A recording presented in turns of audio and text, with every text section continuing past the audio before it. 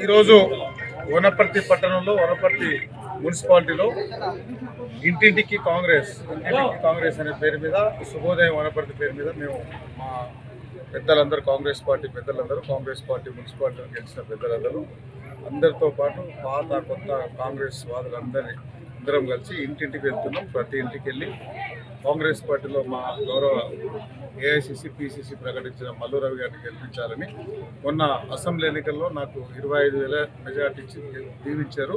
ఇప్పుడు పార్లమెంట్ ఎలక్షన్లో దాదాపు 50,000 మెజార్టీ వేయాలని ప్రజలు కోరుకుంటున్నాం.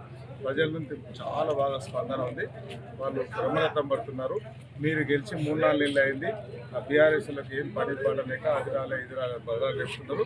మేము కూడా అదే చెప్తున్నాం. అవన్నీ వాళ్ళు చెప్పేదంతా వాళ్ళు ఓడిపోయిన ప్రభువులు ఉన్నారు.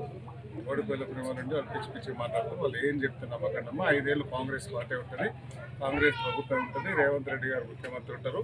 దాంతోపాటు మల్లురావు గారిని గెలిపిస్తే భారతదేశంలో మీరు చూసారు, నేను మొన్న టీవీలలో చిన్న ఇంటర్నల్ సర్వేలు వస్తూ ఉన్నాయి. 2 విడతలు పార్లమెంట్ ఎలక్షన్లో పోలింగ్ అయింది. 2 విడతలో కాంగ్రెస్ పార్టీకి చాలా బలమైన అవకాశాలు ఉన్నాయి. రాహుల్ గాంధీ గారు ప్రధానమంత్రి కాబోతున్నారు. ఆ క్యాబినెట్లో మల్లురావు గారిని గెలిపిస్తే రాహుల్ గాంధీ గారి క్యాబినెట్ మంత్రి అవుతాడు. మేము రేవంత్ రెడ్డి గారు ఎట్లాగో వనపర్తికి డెవలప్ చేస్తాం. దాంతోపాటు మల్లురావు గారు గెలిస్తే వనపర్తికి సంబంధించిన రైల్వే లైన్ కానీ, ఫారెస్ట్ యూనివర్సిటీ కానీ, కేంద్రీయ విద్యాలయాలు కానీ చాలా అవసరాలు ఉన్నాయి వనపర్తికి. వనపర్తిలో డ్రైనేజ్ సిస్టమ్ వీక్ ఉంది, సీసీ రోడ్లు లేదు, డబుల్ బెడ్రూమ్ ఇల్లు లేవు, చాలా ఇబ్బంది ఉంది. గత ప్రభుత్వం 4 బిల్డింగ్లు కట్టి ఆ రోడ్ వైండింగ్ చేశారే డెవలప్మెంట్ అనుకున్నారు.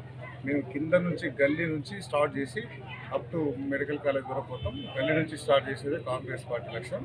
కాంగ్రెస్ పార్టీలో ఇందిరమ్మ రాజ్యం వచ్చింది. ఇందిరమ్మ రాజ్యం మీద వాళ్ళకి చాలా ఆశలు ఉన్నాయి ప్రజలకు. వాళ్ళకు అసలు ఆశలన్నీ తీర్చడానికి ఎలక్షన్ల ముందు మేము ఏమేమి చెప్పినాం 6 గ్యారెంటీలు అమలు చేస్తూ పార్లమెంట్ ఎన్నికల్లో రాహుల్ గాంధీ గారు ప్రకటించిన 5 గ్యారెంటీలు, రేవంత్ రెడ్డి గారు ఇచ్చిన 6 గ్యారెంటీలు, 11 గ్యారెంటీలు మేము తప్పకుండా అమలు పరుస్తాం.